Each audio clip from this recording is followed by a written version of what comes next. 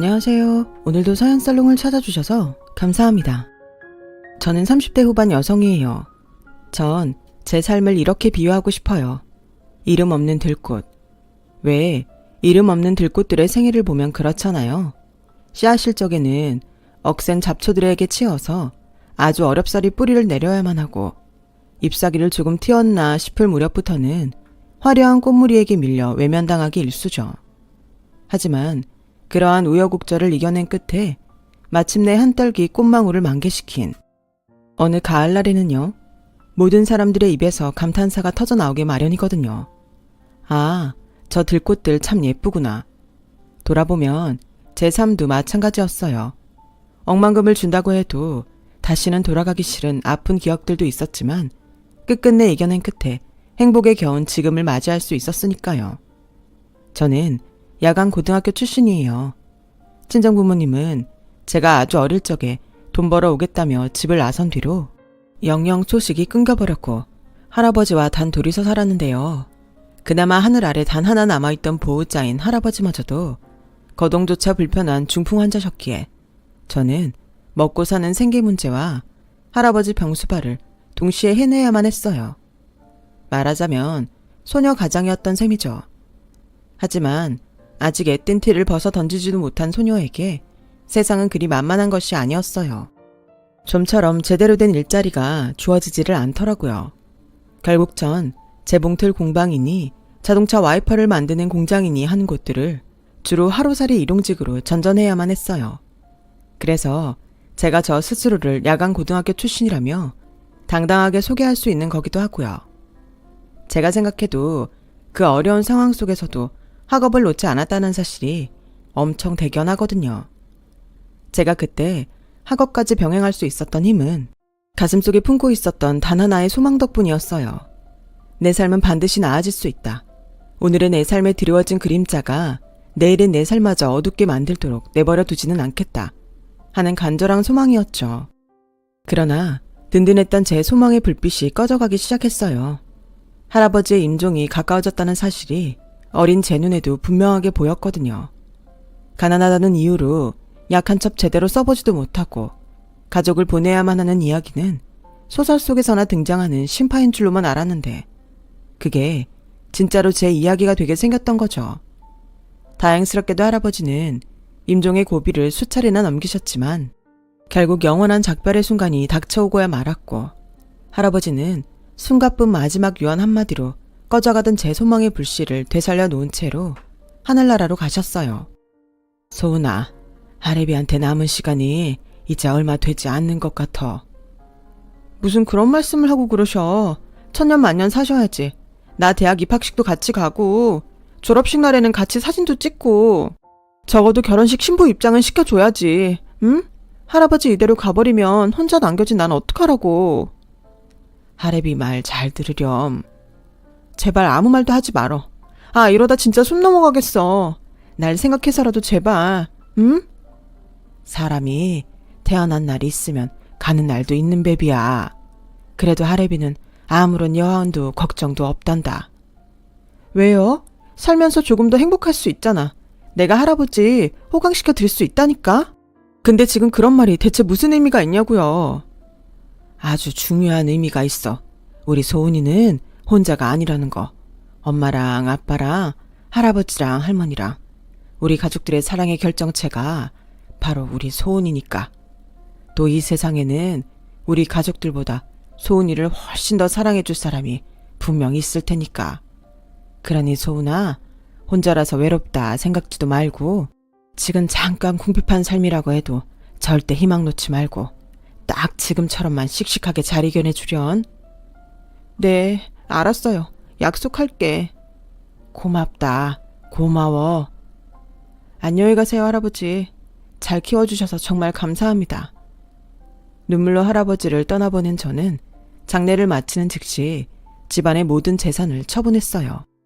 그 돈으로 두 다리 펴고 누울 수도 없는 고시원방에 거처를 마련했고 죽어라 공부한 이듬해 겨울에는 대학교 입학 수능시험을 치렀어요.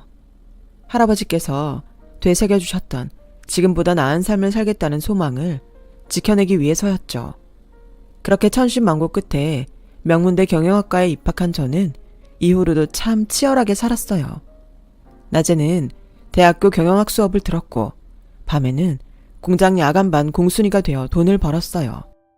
새벽이 되어서야 고시원방으로 돌아와서는 쫄쫄 굶은 하루 끼니를 식빵 몇 조각으로 때우며 밤샘 공부를 하는 고된 일상이었죠.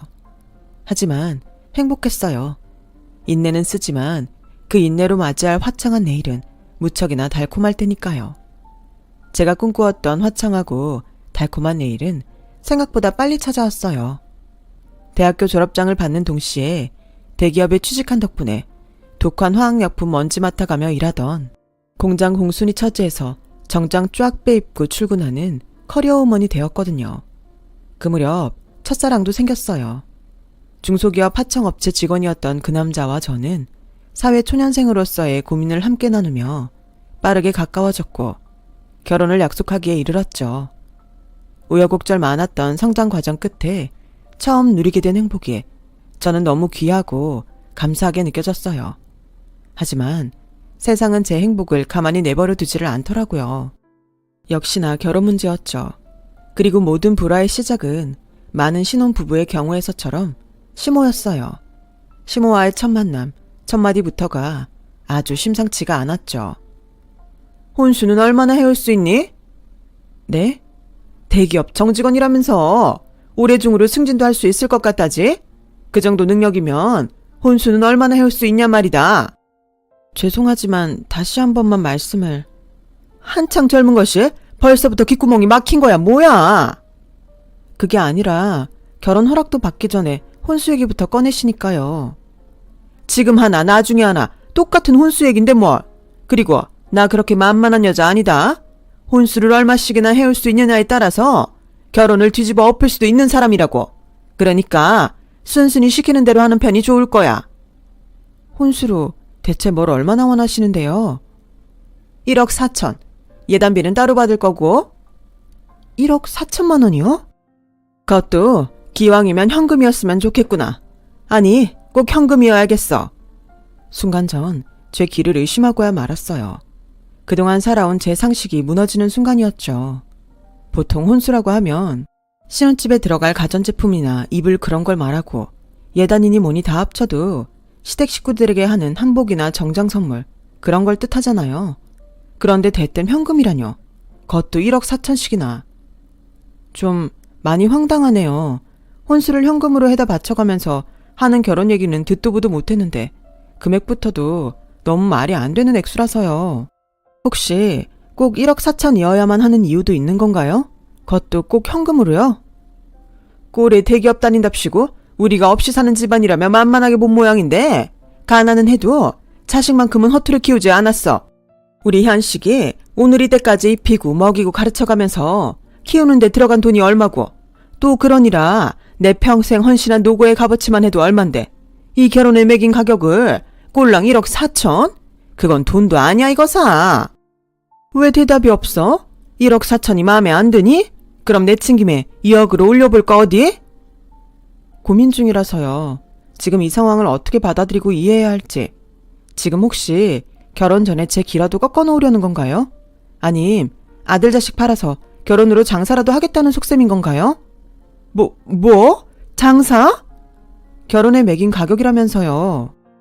이 얘기를 하다 보니까는 말이 그렇게 나왔을 뿐이야. 괜히 꼬투리 잡지 마.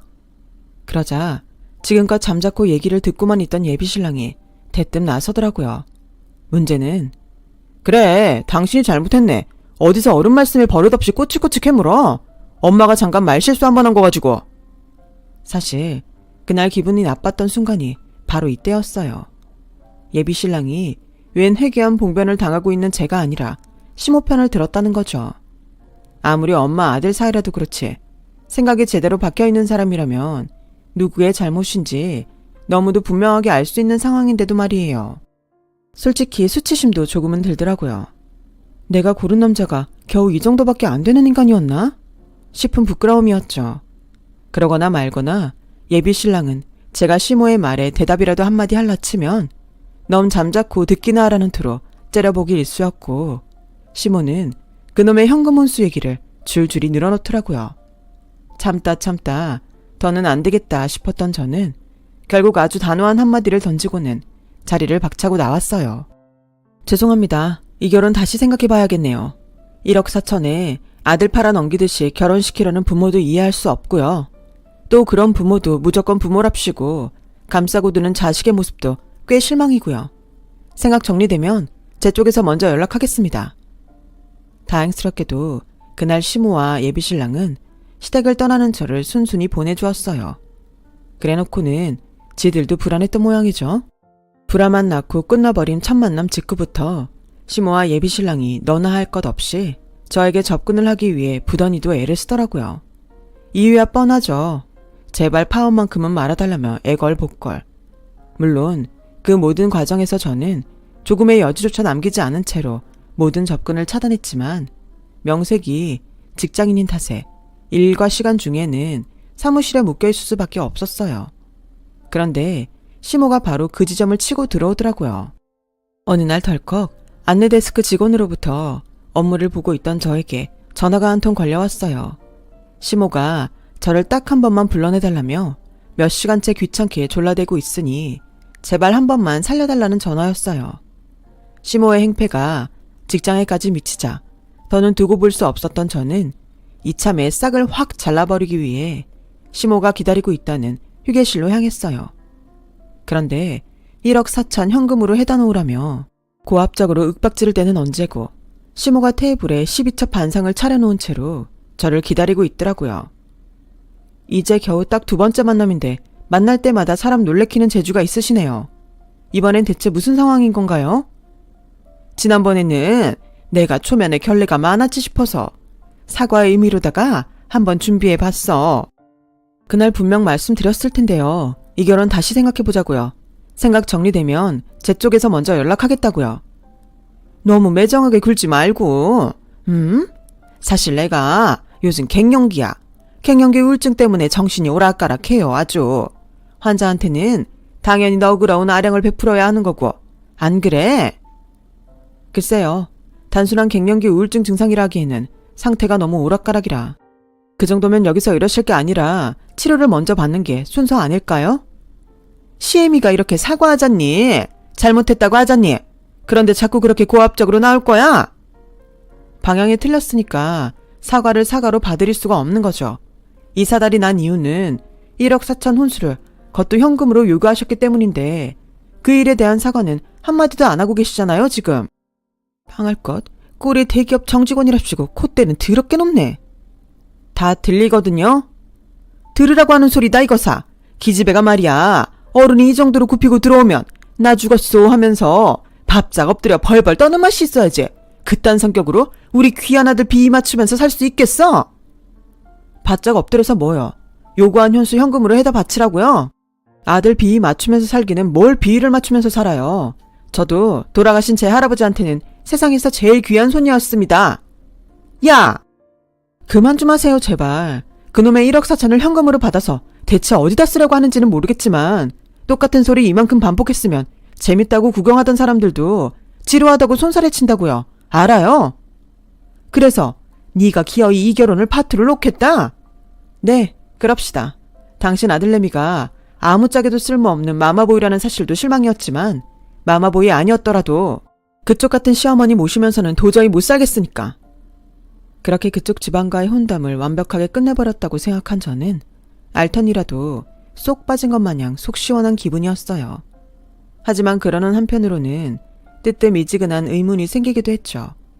대체 왜 1억 4천을 심지어 자존심까지 굽어가면서 왜 굳이 현금으로 요구했을까 하는 의문이었어요. 그런 의문 때문이었을까요?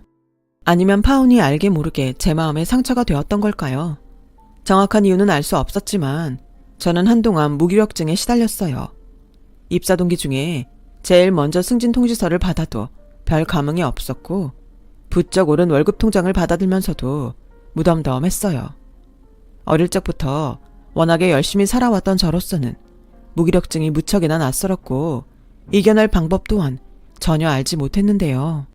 무기력증에게 마냥 휘둘리고만 있던 제게 평소 잘 알고 지내던 옆부서 선배 하나가 스스럼 없이 다가오더라고요. 시간이 약일 때도 있어. 흘려보내다 보면 문득 괜찮아지게 마련이거든. 무슨 뜻이에요? 근데 세상을 겪을수록 사실은 시간이 약이 아닐 경우가 훨씬 많더라. 선배, 파혼했다며. 그 소문이 벌써 그쪽까지 퍼졌어요? 하긴 놓친 애가 회사까지 와서 행패를 부렸으니 모를래야 모를 수가 없겠지. 암튼 놀리려면 나중에요. 저 지금 좀 이상해요. 요즘 재미없지? 좋은 일이 좋은 일 같지도 않고 나쁜 일이 나쁜 일 같지도 않고. 선배가 그걸 어떻게 알아요? 나도 아파봤거든. 그랬구나. 아파봤으면 이겨내는 방법도 알겠네요. 내 경우에는 둘이었어. 첫 번째는 내가 좋아하는 일, 두 번째 하나는 또 다른 사랑. 첫 번째 마음에 드네요. 내가 좋아하는 일이라. 돌아보면 난 내가 좋아하는 일을 해본 적이 없거든요. 어떻게든 살아야 했으니까. 가난을 이겨내기 위해서 닥치는 대로 뭐든 해야만 했거든요. 그럼 나랑 같이 찾아볼래? 소은 씨가 좋아하는 일. 선배처럼 능력 있는 사람이 도와주면 나야 고맙죠. 단순히 가벼운 마음으로 했던 대답이었어요. 절 위로해주려는 선배의 고마운 마음에 대한 호의적인 화답이었을 뿐이었거든요. 그런데 그 선배는 진짜로 제가 좋아하는 일을 찾는 걸 도와주기 시작했어요. 덕분에 선배와 많은 시간을 보내게 되었고, 선배는 알면 알수록 참 좋은 남자더라고요. 큰 사업을 하는 부모님을 둔 소위 금수저임에도 불구하고 전혀 몰랐을 정도로 검소했어요. 해외 유학까지 다녀온 수재이면서도 잘난 체 한번 하지 않았고요. 무엇보다 마음이 너무 따뜻했어요. 추운 겨울날 문득 마주한 따스한 커피 한 잔 같은 느낌이랄까요? 그냥 느낌이 아니라 어느 순간부터인가 그 선배를 바라보기만 해도 커피 향이 느껴졌어요. 그때 전 깨달았죠. 아, 내가 또 사랑에 빠져버렸구나. 하지만 섣불리 다가갈 수는 없는 일이었어요. 그때까지만 해도 저는 한번 실패해버렸던 사랑의 창소로부터 완전히 벗어나지도 못한 상황이었던 때다가 제가 다가서기에 그 선배는 너무 먼 사람이었으니까요. 그런데 선배가 먼저 불쑥 다가왔어요. 축하해. 사표 썼다며? 아, 뭐야. 후배가 사표 썼다면 뜯어 말리는 게 선배의 책임 아닌가? 무슨 남자가 이렇게 무심해요. 좋아하는 일 찾았다며. 딱 보니까 창업하려고 사표 낸 것 같은데 그럼 당연히 축하지. 맞아요. 인터넷 쇼핑몰을 한번 해볼까 싶어. 좋겠다. 아픔을 이겨내는 첫 번째 방법은 이제 다 끝낸 것 같고. 소은 씨, 좀 전에 뭐라고 했어? 사표를 뜯어 말리는 게 선배의 책임? 그 다음에 했던 말. 무슨 남자가 이렇게 무심하냐는 거? 내가 남자야? 네? 아픔을 이겨내는 두 번째 방법. 또 다른 사랑. 그 사랑 그렇게 멀리 있지 않다? 나한테 소은 씨는 직장 후배가 아니라 여자거든. 선배의 그 말을 듣는 순간 저는 불현듯 돌아가신 할아버지의 유언이 떠올랐어요. 이 세상에는 가족들보다 저를 더 사랑해줄 사람이 분명히 있을 거라는 바로 그 유언이요. 동시에 전 확신했죠. 이 남자가 바로 그 남자다. 놓칠 수 없었어요. 하지만 제 첫 번째 대답은 거절이었어요. 왜냐면 미안해요 선배. 지금은 아니에요. 지금은 안 돼. 왜냐면 나 스스로 선배한테 어울리는 사람이 먼저 되고 싶거든요. 그러니까 선배, 딴 사람한테 넘어가지 말고 나만 기다려줘요. 다음 프로포즈는 내가 꼭 먼저 할 테니까 기다려줘요. 제 수줍은 거절의 말에 선배가 그윽한 미소로 대답하는 찰나 결혼이 파토나면서 완전히 쪽남 마마보이 전 남친이 헐레벌떡 달려오더라고요. 전 이건 또 웬 무슨 난리인가 싶어 당장 물었죠. 그쪽이 우리 회사엔 어쩐 일이야? 하청업체 직원이지. 우리 회사 마음대로 드나들 수 있는 여기 직원도 아니잖아. 예전에 받아준 출입증으로 일단 들어왔어. 아주 급한 상황이라. 전 남친의 다급하고 창백한 안색을 보아하니 정말 심상치 않은 일이 벌어진 것만 같더라고요. 그런데 나 이거 참. 핏줄은 담는다고 하던가요? 첫 만남 첫 마디부터 혼수 1억 4천 현금으로 요구했던 시모의 아들답게 전 남친이 대뜸 내놓은 말도 아주 가관이었어요. 돈 좀 줘. 더도 말고 덜도 말고 딱 1억 4천만. 유전이니? 다짜고짜 억소리 입에 올리는 게 집안 내력이야? 내가 그런 큰돈이 어딨다고 모자가 쌍우리 이러는 건데 정말. 사표 썼다며. 그럼 퇴직금 나올 거고 당신 워낙에 억척스러운 사람이니까 월급 들어오는 족족 적금 넣었을 테고 모자라면 대기업 직원이니까 대출도 쉽잖아. 한 번만 해주라. 응? 빚쟁이세요? 내가 그쪽 모자한테 돈이라도 빌렸어. 그래서 돈 받으러 왔니? 나 이제 겨우 당신들 그림자에서 벗어난 사람이야. 그럼 나한테 이러면 안 되는 거잖아. 엄마가 줬어. 빚. 뭐?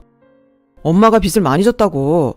친하게 지내던 고등학교 동창 하나 있는데 그 아줌마한테 홀라당 속아서 다단계에 전 재산 때려 박은 것도 모자라서 사채까지 끌어다 쓴 모양이야.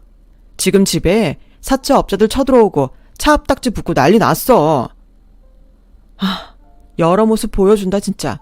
그 빚이 딱 1억 4천이었니? 혼수로 해놓으라던 그 돈이 결국에는 시댁 빚 갚아놓으라는 소리였네? 나도 몰랐던 일이야. 엄마가 원래 결혼할 때 다들 그 정도 혼수 받는다고 하길래 그런 줄로만 알았지. 입 닫어. 너 같은 마마보이를 한때나마 사랑했던 내 자신이 자꾸 수치스러워지니까. 그러지 말고 한 번만 도와주라. 응? 내가 왜? 우리 끝났어. 결혼도 파토 났고. 그래서 돈 안 빌려주겠다고?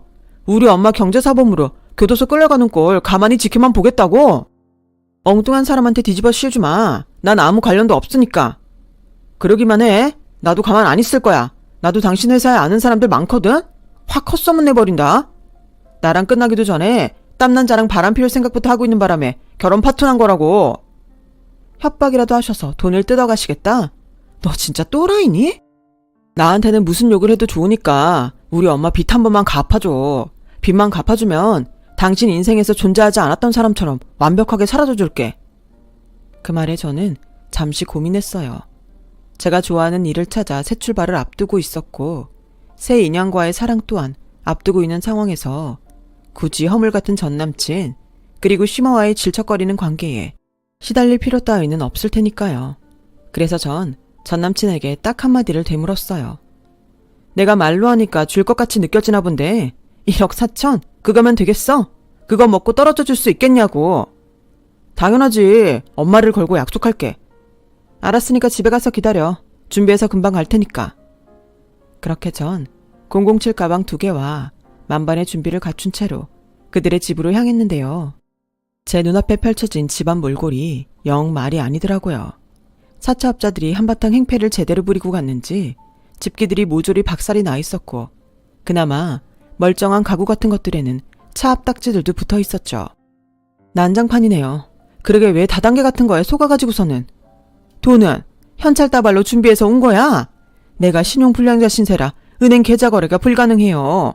그래서 꼭 현금이어야 돼. 그때나 지금이나 첫마디가 돈 얘기인 건 마찬가지네요. 하기사 엄마가 그 모양이니 아들 자식도 그 모양으로 컸겠지만. 시끄럽고 돈부터 내놓으렴. 우리 현식이가 약속한 대로 깔끔하게 먹고 떨어져 주마. 그 말만을 기다리고 있던 저는 준비한 007 가방 2개를 냉큼 내어놓았어요. 그 가방에 5만원권 지폐를 가득 넣었다면 정확히 2억 원이 들어갔을 거예요. 하지만 가득한 현찰다발을 기대하며 첫 번째 가방을 열어본 전남친은 거품을 물며 졸도를 하고야 말았고 두 번째 가방을 열어본 시모의 얼굴은 잿빛으로 물들고야 말았죠. 너 이게 뭐니? 보면 몰라요? 밥이잖아. 개밥. 그걸 몰라서 물어? 돈 어딨냐고. 내 돈 1억 4천. 준다며. 준다고 약속했었잖아. 알았으니까 집에 가서 기다리라고만 했던 걸로 아는데 그냥 말로 하니까 못 알아먹더라고요. 발뺌하지 마. 구두 계약도 엄연히 계약인 거 몰라? 준비해서 금방 온다며. 그래서 준비했잖아요. 개밥.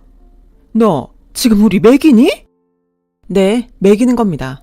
입만 벌렸다 하면 하도 사람 같지도 않은 소리들을 해대길래 키우는 강아지만도 못한 인간들 알아들으라는 차원으로. 그럼 돈은 너 진짜 한 푼도 안 챙겨온 거니? 당장 이자 메꿀 100만 원도 안 가지고 온 거야? 아직도 정신 못 차렸네. 유감이지만 그쪽들한테 줄 수 있는 건 그 개밥밖에는 없어요. 빚 1억 4천? 언제가 될지 모르겠지만 벌어서 갚아. 이 말이 내가 해줄 수 있는 전부예요. 그 말을 끝으로 저는 자리를 떴고 이자 맥국에 100만 원이라도 빌려달라는 시모의 절규가 온 동네방네 울려 퍼졌어요. 지금은 혼수 1억 4천 현금으로 받아 다단계 빚을 갚으려고 했던 시모와 전남친의 행방은 알 길이 없어요. 지금쯤은 아마 막노동이든 뭐든 해서 조금씩이나마 갚아나가고 있겠죠. 누가 그런 인간들한테 1억 4천이나 바쳐가면서 결혼을 한답니까? 좋아하는 일을 찾아 대기업에 사표를 던졌던 저는 인터넷 쇼핑몰 사업에 성공했어요. 지금은 계열사 쇼핑몰 3개를 거느린 어엿한 사장님이 되었죠. 그리고 제 생의 가장 힘든 순간, 가장 큰 위로와 응원으로 다가와 주었던 선배와 결혼에 골인했어요. 자수성가를 이룬 사업가도 되었겠다. 전 남친, 그리고 시모와의 질척이는 인연 또한 완전히 끊어내었겠다. 마침내 선배에게 어울리는 사람이 되었다고 스스로 판단한 제가 먼저 프로포즈를 했답니다. 제 스스로의 삶을 이름 없는 들꽃에 비유했던 이유는요. 들꽃은 혼자 피어나지 않잖아요. 서로에게 기대가면서 한데 어우러져 꽃망울을 만개하죠. 그래서 제 삶은 이름 없는 들꽃과 같아요. 온갖 역경을 딛고 마침내는 사랑하는 남편을 만나 서로 기대가며 어우러지며 그렇게 행복을 꽃피운 삶이니까요. 가녀린 여러분의 삶에도 한떨기 꽃망울 같은 인연이 깃들기를 기원하며 제 이야기를 들어주셔서 감사합니다. 여러분, 사연 댓글에 응원과 현명한 조언 부탁드려요. 좋아요와 구독은 저에게 큰 힘이 됩니다. 오늘도 좋은 일 가득하세요.